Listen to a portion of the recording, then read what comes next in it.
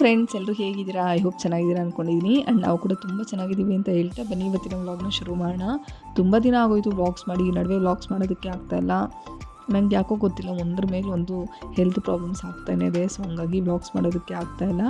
So ಇದು ಬಂದು ಸೋಮವಾರದ ವ್ಲಾಗ್ ಆಗಿರುತ್ತೆ. ಬೆಳಗ್ಗೆಯಿಂದ ಸಂಜೆವರೆಗೂ ನನ್ನ ಇಬ್ಬರು ಮಕ್ಕಳ ಜೊತೆ ನನ್ನ ರೊಟೀನ್ ಹೇಗಿತ್ತು ಅಂತ ಹೇಳ್ಬಿಟ್ಟು ಈ ವ್ಲಾಗಲ್ಲಿ ನಿಮ್ಮ ಜೊತೆ ಶೇರ್ ಮಾಡ್ಕೊತಾ ಇದ್ದೀನಿ. ಇನ್ನು ಬೆಳಗ್ಗೆ ಎದ್ದ ತಕ್ಷಣ ಸ್ವಲ್ಪ ಬಿಸಿನೀರಿಗೆ ಒಂದು ಸ್ವಲ್ಪ ಆಗೋಷ್ಟು ಜೀರಿಗೆ ಹಾಗೆ ಸೋಂಕಾಳು ಸ್ವಲ್ಪ ಅಜ್ವಾಯಿನ ಸೇರಿಸ್ಕೊಂಡು ಕುಡಿತಾ ಇದ್ದೀನಿ. ಇದು ನಿಜವಾಗ್ಲೂ ವೆಯ್ಟ್ ಲಾಸ್ಗಂತೂ ತುಂಬ ಹೆಲ್ಪ್ ಆಗುತ್ತೆ. ಮತ್ತು ನನಗೆ ಆ್ಯಕ್ಚುಲಿ ಬೆಳಗ್ಗೆ ಹೊತ್ತು ಏನಾದರೂ ಡ್ರಿಂಕ್ ಮಾಡ್ಕೊಂಡು ಕುಡಿಯೋಷ್ಟು ಟೈಮ್ ಇರಲ್ಲ. ಸೊ ಹಂಗಾಗಿ ನಾನು ಸಿಂಪಲಾಗಿ ಈ ಥರ ಡೈಲಿ ರೆಗ್ಯುಲರಾಗಿ ಕುಡಿತಾ ಇದ್ದೀನಿ. ಡೆಲಿವರಿ ಆದಾಗಿಂದನೂ ಅಷ್ಟೇ. ಸೊ ನನಗೆ ವೆಯ್ಟ್ ಲಾಸ್ಗೆ ತುಂಬಾ ಹೆಲ್ಪ್ ಆಯಿತು ಇದು. ಆ್ಯಂಡ್ ಪೋಸ್ಟ್ ಮಾರ್ಟಮ್ ಆದಮೇಲೆ ನಮಗೆ ತುಂಬ ಕಾನ್ಸ್ಟಿಪೇಷನ್ ಪ್ರಾಬ್ಲಮ್ ಆಗಿರುತ್ತೆ ಆ್ಯಂಡ್ ತುಂಬ ಪ್ರಾಬ್ಲಮ್ಸ್ ಇರುತ್ತೆ. ಅದೆಲ್ಲದಕ್ಕೂ ತುಂಬ ಹೆಲ್ಪ್ ಆಗುತ್ತೆ ಇದು. ಆ್ಯಂಡ್ ವೆಯ್ಟ್ ಲಾಸ್ಗಂತೂ ಖಂಡಿತ ಹೆಲ್ಪ್ ಆಗೇ ಆಗುತ್ತೆ. ನನಗಿದು ವರ್ಕೌಟ್ ಆಗಿದೆ. ಸೊ ಹಂಗಾಗಿ ಅದನ್ನು ನಿಮ್ಮ ಜೊತೆ ಕೂಡ ಶೇರ್ ಮಾಡಿದೆ. ಇನ್ನು ಬೆಳಗ್ಗೆ ತಿಂಡಿಗೆ ಅಂತ ಹೇಳ್ಬಿಟ್ಟು ಇಲ್ಲಿ ಕುಷ್ಕ ರೈಸ್ನ ಮಾಡ್ಕೊತಾ ಇದ್ದೀನಿ. ಒಂದು ಬಾಣಲಿಗೆ ಒಂದು ಸ್ವಲ್ಪ ಆಗೋಷ್ಟು ಎಣ್ಣೆನ ಸೇರಿಸ್ಕೊಂಡು ಎಣ್ಣೆ ಕಾದಾದ ನಂತರ ಈರುಳ್ಳಿ, ಸ್ವಲ್ಪ ಬೆಳ್ಳುಳ್ಳಿ, ಸ್ವಲ್ಪ ಬಾಡಿಗೆ ಮೆಣಸಿನ್ಕಾಯಿ ಹಾಗೂ ಟೊಮೊಟೊನ ಕೂಡ ಸೇರಿಸ್ಕೊಂಡು ಅದನ್ನು ಚೆನ್ನಾಗಿ ಫ್ರೈ ಮಾಡಿಕೊಂಡು ಸೈಡ್ಗೆ ಎತ್ತಿಟ್ಕೊಂಡೆ. ಇನ್ನು ಅದು ಕಂಪ್ಲೀಟ್ ಕೂಲ್ ಆಗೋಷ್ಟರಲ್ಲಿ ಈ ಡ್ರಿಂಕ್ನ ಕುಡ್ಕೊಂಬೇಡ ಅಂತ ಹೇಳ್ಬಿಟ್ಟು ಹಾಗೆ ಕಿಟಕಿ ಹತ್ರ ಕೂತ್ಕೊಂಡು ಅದನ್ನು ಕೂಡ ಕುಡ್ಕೊಂಡಿದ್ದಾಯಿತು.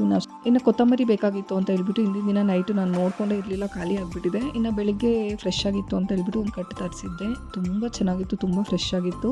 ಅದನ್ನು ಒಂದು ಬಾಕ್ಸ್ಗೆ ಹಾಕ್ಬಿಟ್ಟು ಫಸ್ಟ್ ಕೆಳಗಡೆ ಟಿಶ್ಯೂನ ಹಾಕ್ಬಿಟ್ಟು ಅದ್ರ ಮೇಲೆ ಕೊತ್ತಂಬರಿನ ಹಾಕ್ಬಿಟ್ಟು ಇನ್ನು ಅದ್ರ ಮೇಲೆ ಟಿಶ್ಯೂನ ಹಾಕ್ಬಿಟ್ಟು ಸ್ಟೋರ್ ಮಾಡಿಕೊಂಡ್ರೆ ತುಂಬ ದಿನ ಕೊತ್ತಂಬರಿ ಫ್ರೆಶ್ ಆಗಿ ಹಾಗೆ ಇರುತ್ತೆ, ತುಂಬ ಚೆನ್ನಾಗಿರುತ್ತೆ. ಇನ್ನು ಅದನ್ನು ಕೂಡ ಸ್ಟೋರ್ ಮಾಡಿಕೊಂಡು ಒಂದು ಮಿಕ್ಸಿ ಜಾರ್ಗೆ ನಾವೇನು ಫ್ರೈ ಮಾಡಿ ಇಟ್ಕೊಂಡಿರ್ತೀವಿ ಅದನ್ನು ಕೂಡ ಸೇರಿಸ್ಕೊಂಡು ಸ್ವಲ್ಪ ಕೊತ್ತಂಬರಿನ ಕೂಡ ಸೇರಿಸ್ಕೊಂಡು ಗ್ರೈಂಡ್ ಮಾಡ್ಕೊಂಬರ್ಬೇಕು. ಈಗ ಸ್ಟವ್ನ ಆನ್ ಮಾಡಿಕೊಂಡು ಒಂದು ಕುಕ್ಕರ್ನ ಇಟ್ಕೊಂಡಿದ್ದೀನಿ. ಕುಕ್ಕರ್ಗೆ ಒಂದು ಸ್ವಲ್ಪ ಆಗೋಷ್ಟು ಎಣ್ಣೆನ ಸೇರಿಸ್ಕೊಂಡು ಎಣ್ಣೆ ಕಾದಾದ ನಂತರ ಹೋಲ್ ಸ್ಪೈಸಸ್ನ ಕೂಡ ಸೇರಿಸ್ಕೊತಾ ಇದ್ದೀನಿ. ಅಂದರೆ ಮಸಾಲೆ ಐಟಮ್ಸ್ ಇರುತ್ತೆ ಅಲ್ವಾ, ಅದನ್ನು ಕೂಡ ಸೇರಿಸ್ಕೊಂಡು ಚೆನ್ನಾಗಿ ಫ್ರೈ ಮಾಡಿಕೊಂಡು ಅದಕ್ಕೆ ಕಟ್ ಮಾಡಿ ಇಟ್ಕೊಂಡಿರುವಂಥ ಈರುಳ್ಳಿ ಮತ್ತು ಹಸಿಮೆಣಸಿನ್ಕಾಯಿನ ಕೂಡ ಸೇರಿಸ್ಕೊಂಡು ಚೆನ್ನಾಗಿ ಫ್ರೈ ಮಾಡ್ಕೋಬೇಕು.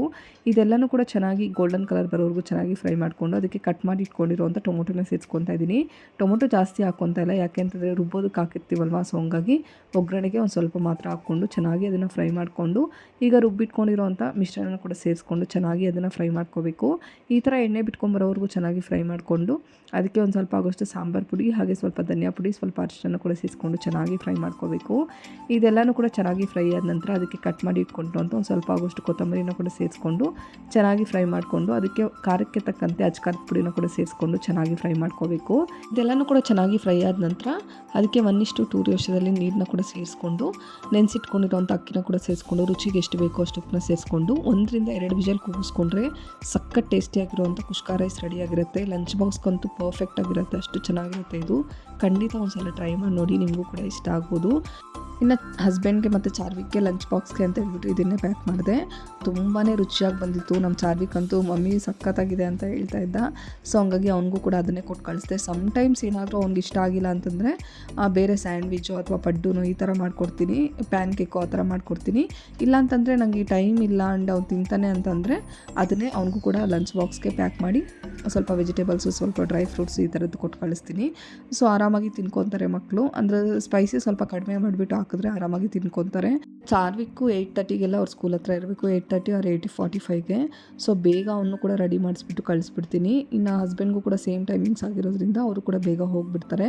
ಇನ್ನು ನಾನು ಮನೆ ಕೆಲಸ ಎಲ್ಲ ಮುಗಿಸೋಷ್ಟರಲ್ಲಿ ನನಗೆ ಆಲ್ಮೋಸ್ಟ್ 12-12:30 ಆಗೋಗ್ಬಿಡುತ್ತೆ. ಚಿಕ್ಕಕ್ಕೆ ಸ್ನಾನ ಮಾಡಿಸಿ ನಾನು ಸ್ನಾನ ಮಾಡಿಟ್ಕೊಂಡು ಫ್ರೆಶ್ ಅಪ್ ಎಲ್ಲ ಆಗೋಷ್ಟರಲ್ಲಿ ಲಂಚ್ ಟೈಮೇ ಬಂದುಬಿಟ್ಟಿರುತ್ತೆ. ಇನ್ನು ನೈಟು ಹೆಸರು ಕಾಳನ್ನ ಸ್ವಲ್ಪ ನೆನೆಸಿಟ್ಟಿದ್ದೆ. ಅದಕ್ಕೆ ಒಂದು ಸ್ವಲ್ಪ ಆಗೋಷ್ಟು ಆಲೂಗಡ್ಡೆ, ಸ್ವಲ್ಪ ಬದನೆಕಾಯಿನ ಸೇರಿಸ್ಕೊಂಡು ಮಸಾಲೆ ಸಾಂಬಾರು ಮಾಡ್ತಾಯಿದ್ದೀನಿ. ತುಂಬಾ ರುಚಿಯಾಗಿರುತ್ತೆ ಇದು. ಇನ್ನು ಅದನ್ನೆಲ್ಲದನ್ನು ಸೇರಿಸ್ಕೊಂಡು 1 ವಿಷಲ್ ಕೂಗಿಸ್ಕೋಬೇಕಾಗುತ್ತೆ.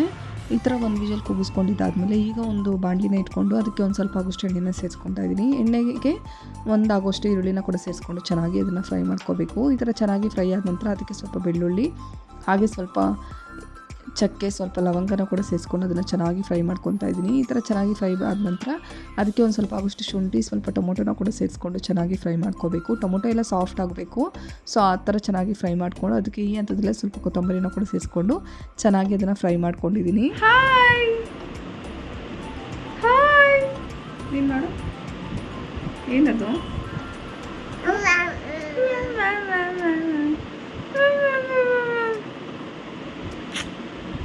ಇದು ಕಂಪ್ಲೀಟ್ ಕೂಲ್ ಆದ ನಂತರ ಅದನ್ನೆಲ್ಲದನ್ನು ಮಿಕ್ಸಿ ಜಾರ್ಗೆ ಸೇರಿಸ್ಕೊಂಡು ಅದಕ್ಕೆ ಒಂದು ಸ್ವಲ್ಪ ಆಗೋಷ್ಟು ಕಾಯಿ ತುರಿ ಹಾಗೆ 3-4 ಟೇಬಲ್ ಸ್ಪೂನ್ ಆಗೋಷ್ಟು ಧನಿಯಾ ಪೌಡರ್ನ ಸೇರಿಸ್ಕೊತಾ ಇದ್ದೀನಿ.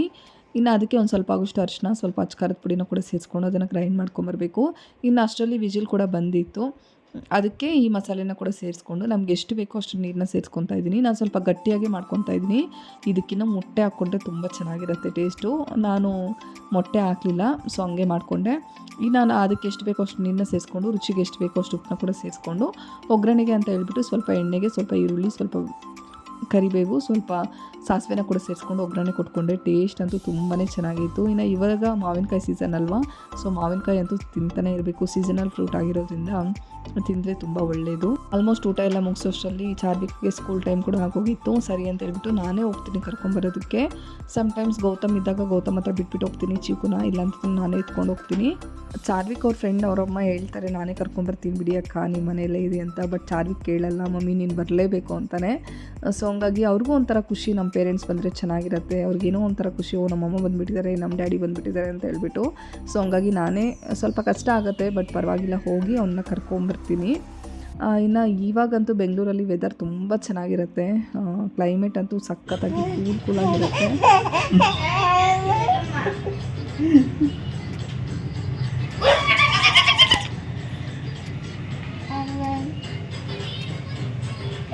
ಇನ್ನು ನಮ್ಮ ಚೀಕುಗಂತೂ ಅವ್ರ ಅಣ್ಣ ಬಂದುಬಿಟ್ರೆ ಫುಲ್ಲು ಖುಷಿ, ನಗ್ತಾನೆ ಇರ್ತಾನೆ. ಅವನು ಅಷ್ಟೇ ತುಂಬ ಕೇರ್ಫುಲ್ಲಾಗಿ ತುಂಬ ಚೆನ್ನಾಗಿ ನೋಡ್ಕೊತಾನೆ. ಅವರಿಬ್ಬರನ್ನೂ ನೋಡ್ತಾ ಇದ್ರೆ ನಂಗೆ ಸಖತ್ ಖುಷಿ ಆಗುತ್ತೆ.